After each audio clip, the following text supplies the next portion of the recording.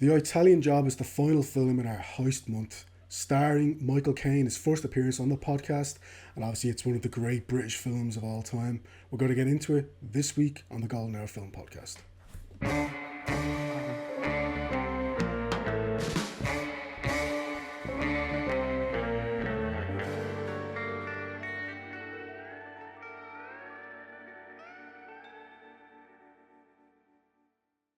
Hello and welcome to the final Heist film that we're doing this month on Heist Month.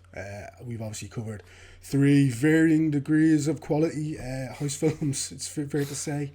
But we're going to round off with obviously, I think, much more irreverent in its tone and in its style, and it's definitely much more lighthearted maybe than some of the, well, maybe closer to Ocean's 11, but I think it's much closer in quality. Slightly better. Yeah, it's, you've heard him already, but obviously my co-host, not guest host, Harry Bailey. How are you, Harry? Yes, very, very good. Glad to be covering the Self-Preservation Society. What a catchy song. Yeah. Italian Job, famous for its Mini Cooper scenes, famous for the iconic line that I keep saying this month: you were only supposed to blow the bloody doors off. Amazing. Michael Caine's it up, and he is great. Love this film. Yeah, no, such an iconic line. Obviously, I hadn't actually seen this film before. This is my first time watching it, but that's a line like that kind of Gone with the Wind line, where it's just like, you know exactly what film it's from, and you know exactly who utters it, and you pretty much know exactly the context in which it's uttered. So, but actually seeing it kind of the way it's intended to be seen, it's such a funny, iconic line, like you said. Michael Caine, the Sir Michael Caine, should we say? Obviously, I'm Irish, so I don't care about that. But I know, Harry, your father's English, so yeah, Sir Michael Caine. Here we are. Yes. Acting royalty, yeah, it's fair to say, and obviously, there's probably going to be a bunch of films that we could cover of his from this time period. Actually, I would love to cover a film called Sleuth. Very, very difficult film to get your hands on, but it's from one of the kind of masters of old Hollywood, Joseph L. Mankiewicz, and another British iconic actor, Sir Laurence Olivier, who we have also covered on the podcast for our very first episode. In fact, one. Yeah, episode 1, Rebecca. That's just one off the top of my head that I'd love to cover. But yeah, this is like one of his most iconic roles here as Charlie Croker, and it's also got Benny Hill's in there. It's also got Noel Coward. So it's definitely like, it's fairly star-studded, and it's got that kind of Ocean's 11 thing where there's a big, massive cast of characters trying to pull off this heist, but really you only need to know about 4 of them at most. Yeah. Let's be honest, like a bunch of them, like, yeah, you don't really need to know them. Let's be honest here. Harry, what's your early spoiler-free review? I think a big difference between this and Ocean's 11 is, yes, both of them have a bunch of named but essentially unnamed people helping out with the heist, but in the case of the Italian Job, they're not necessarily they're less prominent because they're not that important character wise, but they are essential to the actual plot. The plot is somewhat contrived when it comes to the actual job itself, the Italian Job. It's a little bit contrived, shall we say, but it basically involves this huge traffic jam, and there's so many moving parts when it comes to creating this traffic jam, making sure they don't get caught and making sure they get away, that it requires a team. But the film doesn't really waste time focusing on, say, the guy who drives the bus or the guy who drives one of the 3 Mini Coopers. It's more focusing on, obviously, the lead character, Charlie Croker, played incredibly by Michael Caine. Lorna, who's his partner, who is played by Margaret Bly. We focus on Mr. Bridger, who is the money man, the killer Mothral, shall we say, who is played by Noel Coward in his final ever acting performance in film. And then we spent a little bit of time with Benny Hill, who is the computer guy behind this, but again, pretty funny. Not a big spoiler, but like mid heist, he just gets arrested. So we just don't see him for the rest of the movie. It's pretty funny. But yeah, there is like a team of like just under 20 people who do this heist, but we don't dwell on most of them. No. But in Ocean's 11's case, there was 11 of them, and that's seemingly just so that there's 11 of them. Like most of them didn't need to be there. Most of them are just hanging around the lair, and then are hanging onto the back of a bin truck, and then aren't seen until the final shot, which is irritatingly good, an irritatingly good ending. But in this case, it's because there is so many moving parts in the heist. The heist itself is so fun. It's so action packed. It's great. And that song is really catchy. The Self-Preservation Society, which is sang by the cast of the film and is full of Cockney rhyming slang. This is a very English film. There's even a scene where, in order to get away, because there's a match between Italy and England, they have to dress up as England fans and they just put on wigs. But like, that's all they have to do. Like they look incredibly English anyway, so they just put on a load of wigs and sit in the back of a van with a bunch of streamers. And I think one or two of them paint their faces with England flags, but that's about it. But yeah, very English film, very funny film, absolutely hilarious. But yeah, very much did enjoy it. It's by no means a perfect movie, but it's a lot of fun. Thoroughly enjoyed it. What about you?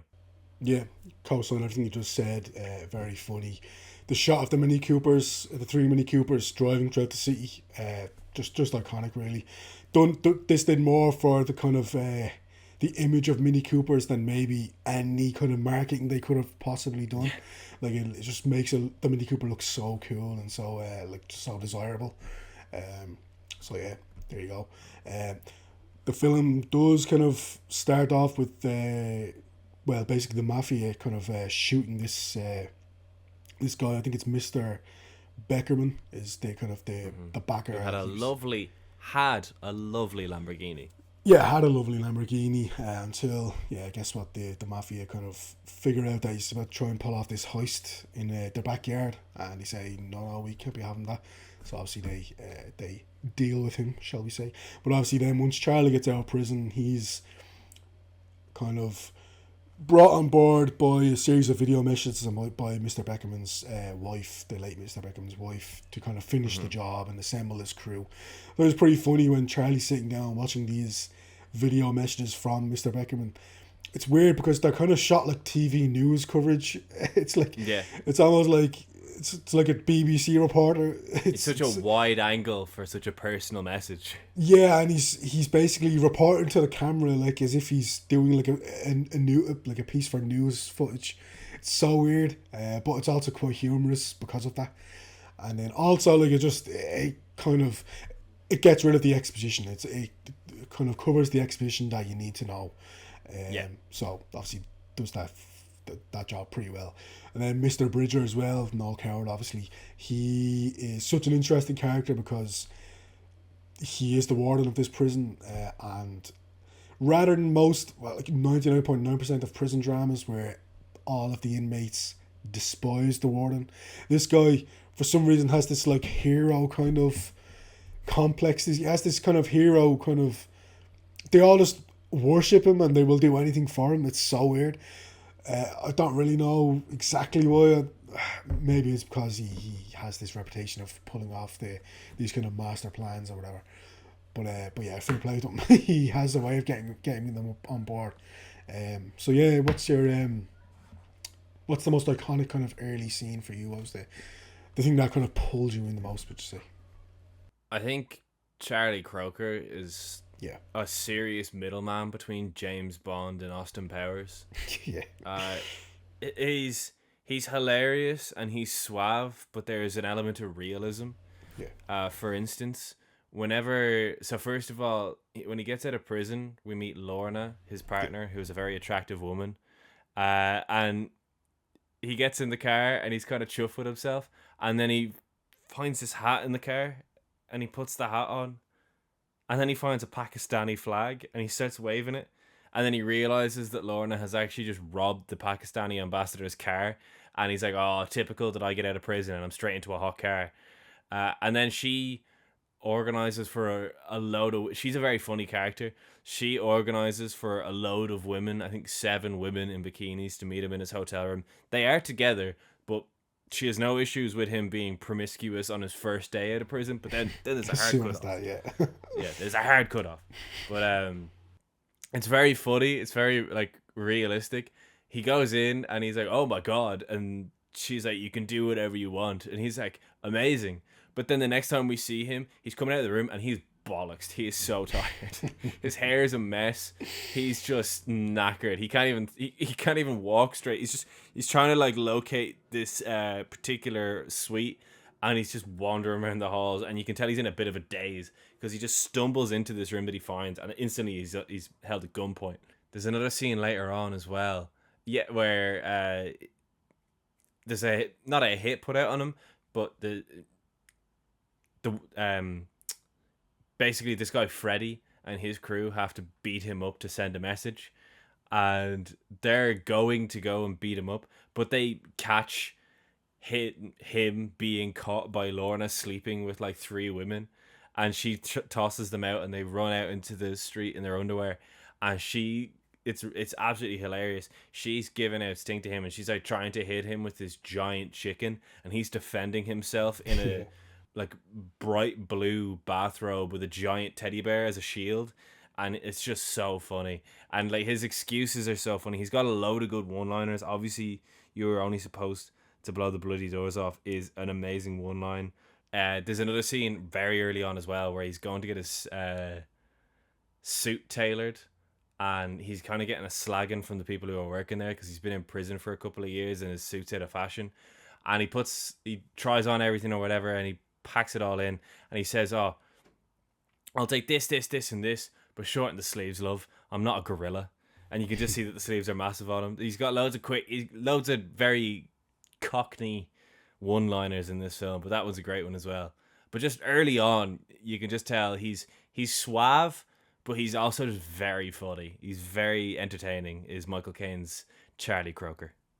Yeah, he's got that kind of, if anyone's seen Only Fools and Horses, he's got that kind of Del Boy kind of charm to him where you can tell he does have the gift of gab, but he's also kind of faking it until he makes it. Like he is kind of just kind of putting on a bit of a show for people as well, because to make it look like maybe he's got more riches and stuff than he actually has. Even though actually we see previously he does actually open up the hood of one of his cars that have been kind of stuck in a garage. Yeah, it's an Aston Martin. Yeah, an Aston Martin, and there's just like a bunch of cash in there, so it's pretty funny. I did try and take down the names of all of the crew, but actually I think I only managed to get a bunch, so let me see. The whole team are assembled, so we get Bill Bailey, who's the number 2. Then we get the 3 getaway drivers that are going to be driving the Mini Coopers, going to be driven by Chris, Tony, Dominic. Again, none of this really matters because we don't really spend any time with these guys. William is going to be the coach driver in the Alps. He's going to be the guy who, once the whole heist is over, they're going to load up the gold, and they're going to obviously drive this coach in the Alps, where they're going to be posing as England fans on the way back from this football match. Peach, who's a computer genius, and then I just kind of gave up after that. So we also have Freddie and Lorna in there. There's one that I find very funny. Freddie, obviously, it's because it's implied that he's gay, or it's just because of the flashy clothes that he wears for the 60s. They call him Camp Fred, but I just find it funny that the YouTuber Fred named his movie Camp Fred as well. It's just a weird parallel in cinema that exists between Camp Fred and Camp Fred. Two totally different things. Yeah, 100%. So yeah, that's essentially the whole team. Well, anyone on the team who's actually worth mentioning, should I say. So yeah, we got a bunch of scenes of them then like testing things out, such as you're only supposed to blow the bloody doors off. So such a good scene. Incredible scene. And then finally, once things are in motion, they're going to the Alps, and then we get the scene where Charlie and Lorna are walking along the Alps, and then the mafia are there kind of lying in wait for them because they know they're about to try and pull off this heist. And so the head mafioso says, "Yeah, I know you know we killed your boy Beckerman. Let me show you though how we did it." So we get another incredible scene where they crush his car, and then they throw it down the mountain with this like big Yeah. compactor. You just lost him his insurance bonus. It's amazing. So And good. Charlie says, look, they're not going to kill us there, because if they kill us, they're going to know that all of the Italians in Britain are going to be made to suffer too. Which doesn't seem like the greatest logic, I'll be honest to me. I don't think the mafia care if you kill a bunch of Italians. No. But look, that's the film's way of trying to trying to make it at least provide a reason as to why the mafia don't just shoot them beforehand. Yeah, it doesn't really do a great job of explaining to me, but anyway. So yeah, they finally break into the facility, and he says, just remember this: in this country, they drive on the wrong side of the road. That's another one of this, yeah. And it's so good as well, because he says that, and then it's the three getaway drivers who start groaning, even though, like, how is that not part? Like, how do you not know? You are the getaway driver. How do you not know? Exactly. That should have been It's the so whole funny. the whole time. Yeah. Like, they drove there. They literally drove there. Like, what side of the road were they driving on? It's intentionally hilarious, like how stupid that is. It's so fucking funny. Because it is literally the three getaway drivers who are pissed off when they find out that you drive on the other side of the road, even though they literally drove from the ferry to that place. So good. So funny. So we finally get to, like, maybe more than any other of the heist films we covered this month.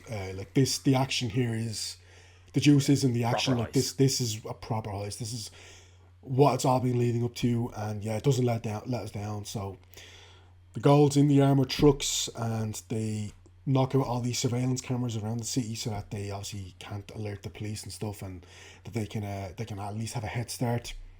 And then there's traffic jams because of the football match, so everyone's a bit antsy. Everyone's like, beeping their horns.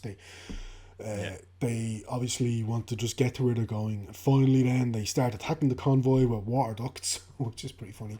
And then paints, and obviously then weapons. They bring the gold to this warehouse, but the police are on their tail. They try and ram the warehouse doors down. But finally they escape, and a bunch of them, like you said, dress up as England football fans. And wouldn't you know, England happened to have, because this is an English film, the most English film maybe, England have actually won this football match, which, yeah, you know, it is the year For after. context, they were good back then. Yeah, like it is, in fairness, the year after. Unfortunately, they won the World Cup. Never mentioned that again. 3 in this years podcast. after. Oh, it's 3 years. 69, yeah. Sorry. It would have been the same. But it kind of is the song year company, before they let themselves down at World Cup 1970. Yeah. Say that again. Poor Bobby Moore. As well with the traffic jam, obviously the system that they hacked into, or the building that they broke into, caused the traffic lights as well to just go fucking haywire, which just causes all sorts of pandemonium. Yeah. They cause a right mess, and then unbelievable Mini Cooper scene. Yeah. So great. The stunts are amazing when they're going through the pipe, when they do the roof jump, when the three of them go up that weirdly shaped roof, and all go to the three convenient. I'm sure when they were like location scouting and they saw that, they just looked at each other and like a high five. Like, no words were needed when they saw that building that They were existed, just or that printing tower, money. Yeah, or whatever. Yeah. So much fun action with these Mini Coopers. And as well, it's a really funny thing that happens because the mafia tossed a load of their cars off a cliff. They get into a big fight beforehand as who has to sit in the back seat, which is just really funny. But instead, all the unimportant guys all cram into the England fan van, and we've the three getaway drivers, obviously, and the three Mini Coopers, and each of them have one person, one of them obviously being Mr. Croker. But the three Mini Coopers are hunted down by the police in a very long, very entertaining chase sequence. One of the best chase sequences in classic cinema. One of the most iconic chase sequences in cinema. Up there with the bullet chase sequence for like just how iconic it is, I think.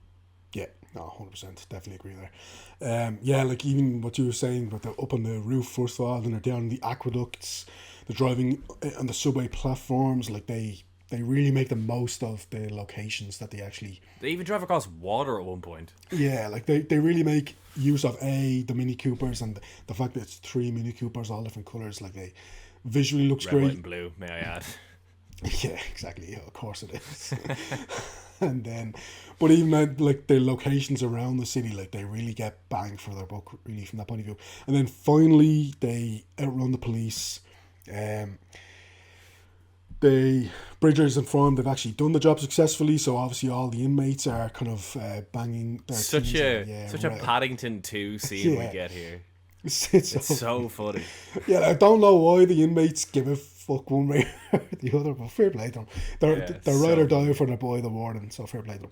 And then they're up on the Alps. They're like bashing pots and pans as they Yeah, sing, as they serenade about how good a job he's done. it's so funny. It's so surreal to see, because like nothing up until this point would suggest that anything in this movie is surreal, and then that scene happens. It's Yeah, so weird. fair play to them, like whatever it is about that warden, he has a hold over him. And then they Yeah. approach the Alps. The three cars are moving onto the bus, and it's a great shot of them where they're putting this like wooden planks down so that the cars can actually drive onto the bus and obviously avoid detection. Oh, it's so good. Yeah. Amazing. So eventually one of them gets on, then the second one gets on, the third one, oh, is it going to get on? Maybe not. And then it finally gets on. And they close the back of the bus and they all start cheering and drinking beer and they're taking, they're just posing as football hooligans. Yeah. All is well Lads on tour. until they start losing control of the bus and all of a sudden the bus is dangling from the edge of the cliff. Oh, And it's so great. the weight of all the gold on this wooden crate it's sliding slowly and it's making the bus go further back. So they all have to get back to the other side of the bus. And then Charlie Croker's gets down on his stomach and he's trying to like Yeah. balance the Hang weight on, lads, out I've got an slowly. idea. It's so good. Charlie's crawling out. The doors are open on the back of the bus, so either at least the gold could all fall, and the whole thing has been for nothing, or they could even plummet to their deaths. And then the film just ends on a cliffhanger. It's such So a great great. ending. It's an A amazing literal cliffhanger. It's so amazing. ending. Amazing. Just for anyone wondering as well, because of course I had to Google it. There is a huge misconception that this is where the expression cliffhanger comes from, because this movie literally ends with a bus hanging off a cliff. But no, the cliffhanger, fun fact, was originated in 1914 in a serial called The Perils of Pauline, where a character literally ended an episode dangling from a cliff, and then it came up saying something along the lines of, do they survive, yes or no? And that was the original cliffhanger, 1914. That being said, this is literally one of the best cliffhangers ever. So hilarious, so funny, because it just goes to shit like so fast. It like just from nowhere, they're literally having a piss up on the bus celebrating, and then just takes a corner too tight, and the back of it just flies off the cliff, and all of a sudden the music stops because that Self-Preservation Society's playing, and Yeah. like that song, and it's like such an upbeat, proper English song as these lads dressed as English football fans are drinking beers, celebrating this big heist with obviously non-diegetic, a song that they are all singing about England in the background, about being Cockney, and then all of a sudden they're just dangling off a cliff and the music stops and everything's like, whoa, wait a minute. So great. Unbelievable ending. Yeah, absolutely iconic. Just the perfect ending, because like they've literally pulled off essentially the perfect heist. They've gotten one over on not only the local mafia but also the police. They've nearly 4 million worth of gold. of gold split across obviously whatever 20 people. It's just incredible. And then it ends on such a perfect note. So I gave this 3.5 stars. Again, I don't know why. Could have gone higher. Could have gone, well, actually couldn't have gone lower, but I definitely could have gone higher if I wanted. That just felt like the right kind of rating to me. But like as I've talked about it, I almost want to go to the 4. I'll stick with 3.5. But like it's so much fun. This film, it's just for pure entertainment value. I think there are better films. Not least Bonnie and Clyde is a better film for sure. But like in just pure entertainment factor, like this is up there with one of the most fun heist films of all time. It's got a great cast of characters in the sense of you have Noel Coward's great as the warden, you have Michael Caine's obviously iconic, and then as much as it's hard to know any of their actual names, some of the other guys do actually have like one or two lines as well where it's that are pretty funny, or even Yeah, just some reaction the one shots. who blows up the van has a very funny line when they're all arguing over it. Where he's like, Charlie, I don't want to have to sit in the back. What about my asthma? And Charlie just looks so pissed off with him. He's just like, shut the fuck up.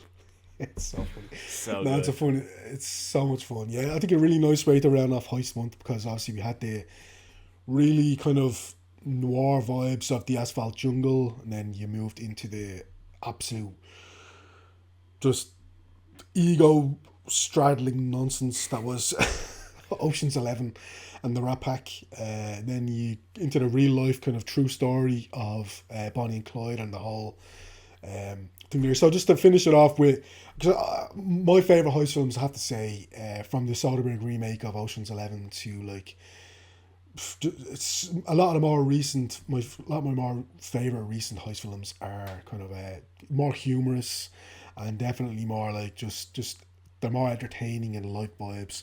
And this is definitely along those lines. This is definitely like one of the more better examples of that. So yeah, I really enjoyed it. Mike Caine's iconic.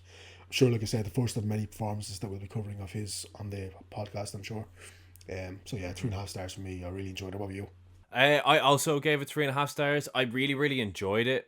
This isn't the first time I've seen it. The first time I saw it, and I don't know, is this just like a Mandela effect or something? The first time I saw it, I thought it was good, but the only thing that I was really into was the final heist. I was way more into the beginning this time around with regards to the first time, but I swear this version that I watched on Paramount Plus is shorter. Like, there's no, I'm convinced that there was scenes missing that, like, for the better, like the pacing was way better this time around. But I swear Paramount Plus, and I googled it and Google says no, but I swear on Paramount Plus I've watched a version that is just shorter than it really was. I didn't check the actual runtime of it, but the Paramount Plus version of this is great. Thoroughly enjoyed it. Michael Caine is class. He's so iconic. He's so funny. He's so charming. He's a great leading man. Proper Cockney character. He is what Danny Dyer wishes he was. Because he has the... Danny Dyer is good in some things, but Michael Caine has the suave on top of the humor and the gift of the gab.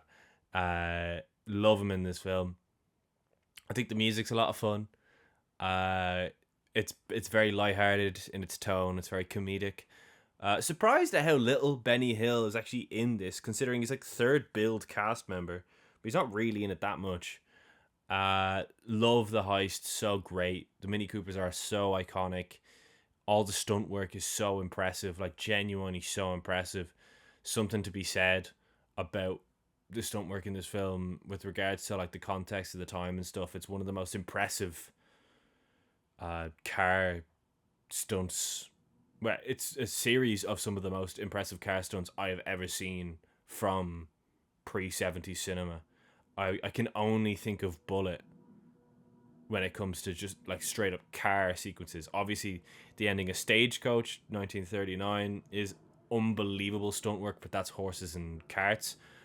But the only car chase I can think of pre-70s that is as impressive as this is Bullet, which is also unbelievable, and I'm sure we'll cover on the podcast one day.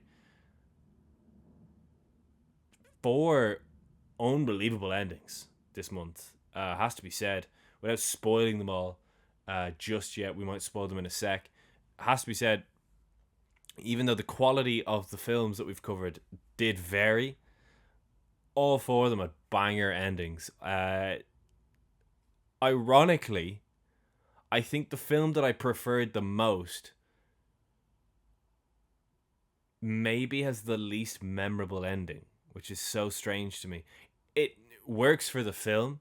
This is the Asphalt Jungle I'm talking about. The Asphalt Jungle is my favorite film that we covered this month, and the ending is great. It's intentionally bleak because it's a very bleak film. Yeah. But the other 3 films that we covered have like such visually striking, memorable endings. Like Ocean's 11 has a Hilarious ending. The timing of it is amazing. The way The it's shot only is good thing about the amazing. film, yeah. The only good thing about that movie, other than Shirley MacLaine's cameo, Yeah. when they all look at each other and then the walk, it's shot perfectly. The comedic timing is incredible. Bonnie and Clyde has one of the most violent and just graphic endings of a 60s film that I can think of in American cinema. It is so iconic. It's crazy that an ending that everyone knows is going to happen can still shock you, Yeah. but it really shocks you. And then with this, you have one of the greatest cliffhangers of all time. It is literally a bus hanging off a cliff. It is so good. And hang on a minute, lads. I've got an idea. It's such an amazing, such a typical Michael Caine character final line for a film. As we just pull away from the bus as it dangles over a cliff in the Alps. Unbelievable. Like, so entertaining. But yeah, I wonder is that a real an unknown trope for me that I've only just discovered in heist films, that they have to have a strong ending. When you're making a heist film, it always has to have a strong ending. Hard to tell. Well, I think by definition, they either have to either get away with it or they have to be caught, right? So it's like, and then it's about how creative you can be within those kind of parameters. So obviously some are more obviously memorable than others, but no, I think actually, in fairness, like you said, I think the 4 films we've covered this month have all had really great endings, all really suitable endings as well. I mean, obviously, Bonnie and Clyde is what really happened to them. But leaving that aside, the three fictional, shall we say, endings are all still really great as well. So yeah, I think, like I said, variable quality at times, but I think this is a really nice way to kind of finish off Heist Month. And yeah, that was Heist Month, and that was The Italian Job. And next month, the month of October, I wonder what kind of genre we could be covering then. Do you want to take it away, Harry? Yes, next month on the podcast, we are under attack. That is what I've dubbed this arc, because we are under attack. 5 weeks of us being attacked by things. We're getting attacked by a giant monkey. It's King Kong. Oh my god, I cannot wait to cover King Kong. I love King Kong. The original, that is so good. It's so class. I love King Kong. Then, aliens are attacking us. It's War of the Worlds. Ice Cube really put this film in my mind. Originally, we were going to do Invasion of the Body Snatchers, which is also class, and I highly, highly recommend. We're also under attack. But, yeah, I just thought Ice Cube, it's fitting. It's fitting. Good old Ice Cube. War of the Worlds. Then, is it a metaphor for the atom bomb, or is it a giant dragon lizard? Godzilla attacks us next. We are under attack. Godzilla from Honda, one of the most iconic early 50s to 60s directors out of Japan. He gave us so many amazing kaiju films. Then we get attacked by birds. Hitchcock's back. Tippi Hedren. It's the birds. I'm sure you were all delighted that Hitchcock returns to the podcast. I'm sure you actually are. I think the non-Hitchcock fans have kind of just disappeared as we've continued the podcast. I think the Hitchcock fans remain. The Birds is our, I want to say, like 14th or 15th Hitchcock film we've covered. Yeah, we covered 12 from the 40s. We've also done 12. 13. We've done Rear Window. Rear Window's 14. So this would be 15, I think, Yeah, so this is the 15th Hitchcock film that we will have covered, as far as I'm aware, unless we are forgetting an episode, but I don't think we are. And then finally, we are under attack. Zombies. Night of the Living Dead. One of the greatest... We were talking about... you were talking about Better Call Saul, and I was talking about Laura Palmer in Twin Peaks, and then Fire Walk With Me. One of the greatest happy accidents to ever happen, Night of the Living Dead. Big accidents happen when it comes to the licensing and stuff, but the accidental creation of one of the most powerful anti-racism films ever, even though George A. Romero insists that he didn't mean to, is hilarious. It's an incredibly impactful film. We Are Coming to Get You, Barbara. That guy looks so much like Stephen Merchant. Yeah, I cannot wait to cover Night of the Living Dead, which I haven't seen in ages. Like, genuinely, a lot of the films that we cover on the podcast that I've seen before, I've seen in the last year or two or three at most. Night of the Living Dead, I have not watched in like 5 years, I think. So I'm so excited to watch that again. But yes, we are under attack for the month of October. King Kong, so good. War of the Worlds, Godzilla, The Birds, and Night of the Living Dead. I think that is a pretty stacked lineup for October. What do you think? Yeah, I've only seen the birds out of all those, so definitely looking forward to seeing the rest of them. May have already seen one of them, who knows. So yeah, next week is, like you said, King Kong. King Kong ain't got shit on me. Trading day. So yeah, there we go. King Kong, and that's wrapping up now. Heist month, like I said. So yeah, we're getting into We Are Under Attack. So yeah, looking forward to that. And I've been Shane Vanny. I have been Harry Bailey. King Kong, can't wait. And this was the Italian Job. So yeah, tune in next week for King Kong. See you then. Goodbye.